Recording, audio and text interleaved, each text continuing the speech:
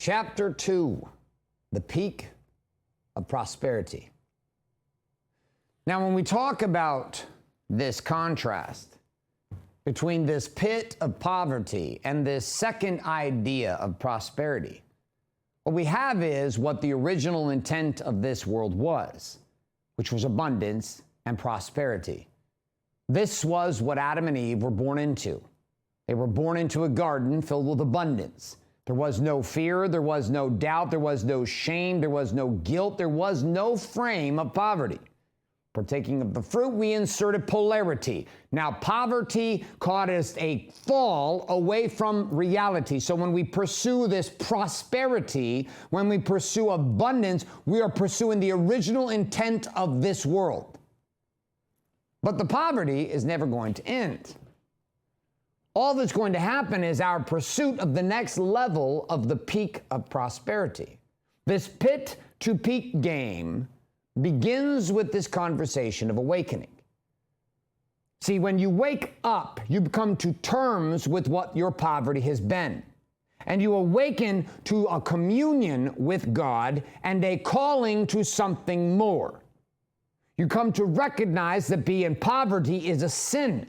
That to be in scarcity is a sin. It is to fall from the power and the possibility of what God has built in you to have and experience here in this life, not just when you die. That this pursuit here is the intention of having it all. That the ultimate peak of prosperity is having it all. That your body, that your being, that your balance, and that your business all rise up above this baseline of poverty. We leave scarcity into abundance. And in this place, for the first time, we have eyes to see and ears to hear and a heart to feel the truth of what our life was actually meant to be. And this becomes a very interesting pursuit, because as we begin to awaken into this place and we begin to see the fact that the poverty that we're in no longer serves us, and we begin to choose to climb this mountain, to climb out of the pit to this peak of prosperity, as we choose this as an individual, not as a couple, not as a family. It must be decided by you first. When you choose this, or you're leading and guiding another person, this decision to awaken to the reality of that poverty, but also to the communion with God at the peak of prosperity. There is an activation of truth. Truth is the game of transformation. To go from the pit of poverty to the peak of prosperity is a pursuit of more. It is a pursuit of having it all. It is a pursuit of living God's fullest purpose for my life in this place. But it is an activation of truth. And where truth is, God is. And where God is, transformation is possible. For to rise from the pit of scarcity to the peak of prosperity is an utter life transformation. When one maintains that active truth to the fact that the body they currently have pales in comparison to the body that they could and should have, that they activate the truth that their current communion with God as it is pales in comparison in the pit to the newest peak that they are pursuing. When they look at and compare and activate the truth of their current relationships, their marriage and their children, there is a commitment to rise to this new level of truth. And that goes also for money, business, and currency. This activation of truth, though, this transformation of going from this person to that person, whether you are doing it yourself or you are a trainer that is guiding someone to that place, that guidance from the pit to the peak is a process not only activating truth, but of accelerating the soul. See, the soul is pursuing the truth of its existence. This mind and this body that we've been given are temples and vessels. They're mechanical weapons used in this place to experience this three-dimensional world. But before this body was, and after this body will be, is this soul that sits inside of you and me. This is the piece of us that is pursuing an acceleration. The expansion we're looking for is not in the expansion of having, it is in the expansion of being. It is ultimately the ability for you to reveal all of what God has built you to be. Consider that it is less about trying to become something, but this pursuit of the peak of prosperity where we have it all, this pursuit is a conversation of revelation. That acceleration of the soul is simply revelation or revealing of what has always been, not acquiring what has never existed before.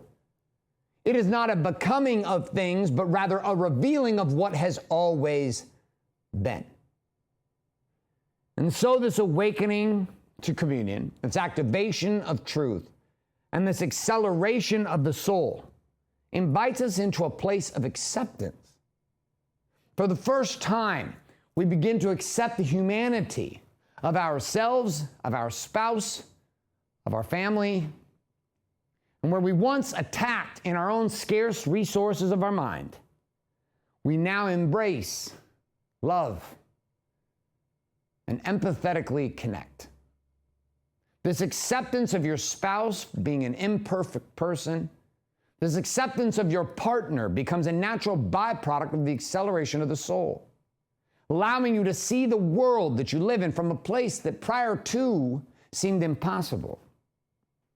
And so you hunt this down, looking for this acceptance, not knowing that what sits in front of this acceptance is an awakening.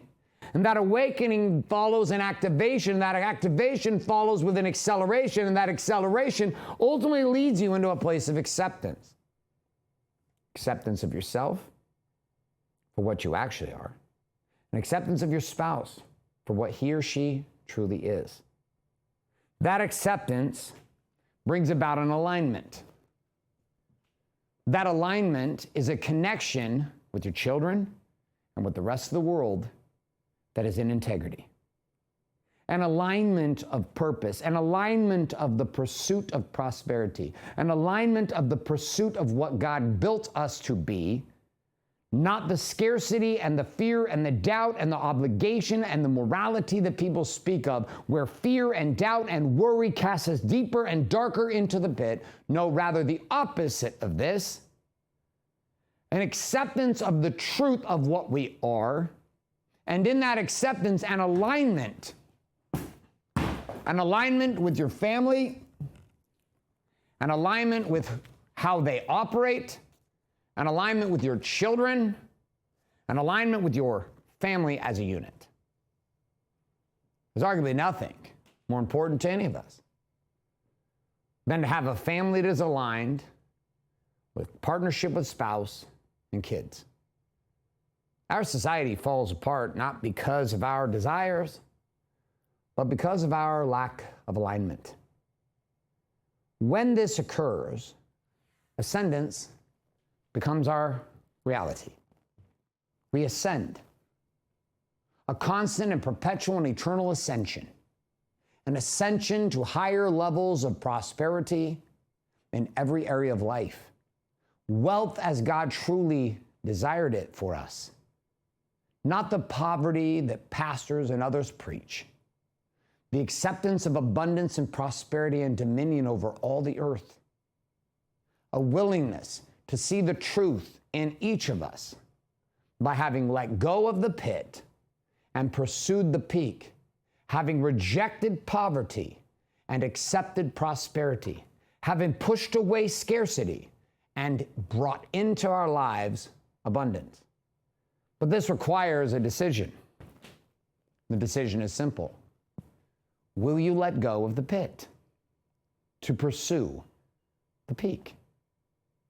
Will you divorce yourself from poverty in order to embrace and be married to prosperity?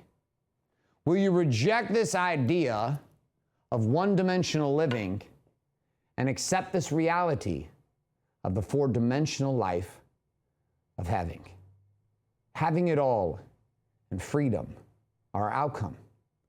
But it is impossible to get these without rising from the pit of poverty to the peak of prosperity.